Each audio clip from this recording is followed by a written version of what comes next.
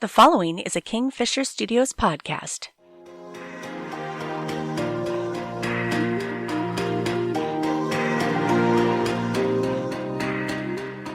Don't worry about it. She wanted me to understand that what I give her for Christmas doesn't matter to her. If I give her anything at all, doesn't matter to her. I'm still deeply troubled, though. This is our first Christmas together, and I want everything to be special. I'm feeling upset because budget demands a modest gift, and the couple of really thoughtful gifts I had picked aren't going to work out. I believe her when she says that Christmas will be special because we're together, whether or not her gift for me is perfect. I don't know if she understands, though, why this is such a big deal to me. When I was 13, my family and I moved to Paraguay. We arrived just before Christmas. The money that was supposed to be available wasn't, and things were extremely tight for the first several weeks. We had a roof over our heads, but we had no furniture and very little to eat. Being a kid, my biggest concern was what was going to happen on Christmas. Would we get gifts? Would we have decorations? Would we have a holiday feast? These things were extremely important to 13-year-old me.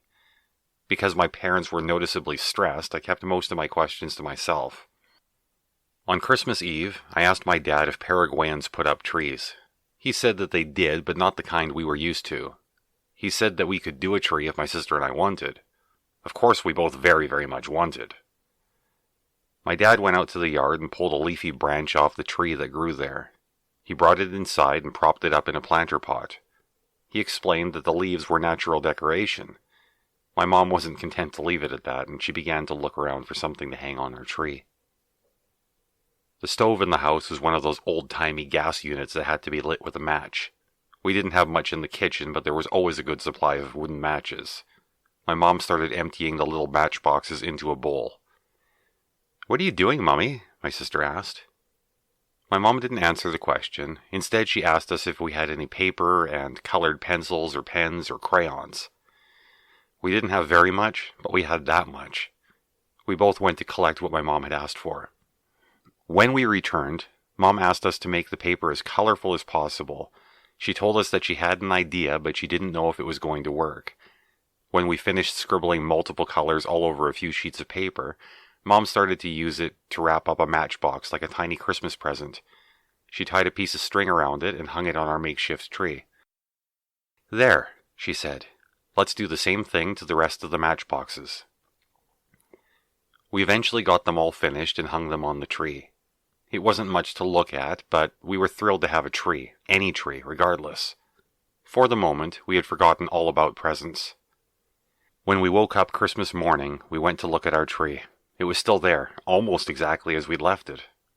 But underneath the tree were two matching gifts. They were very small and wrapped in the paper that we had colored. We both started to cry. Mom startled us by speaking from behind us. "Sorry, kids, but we couldn't do much this year," she told us. Dad came around the corner looking like he felt like a total failure. "Merry Christmas, kids.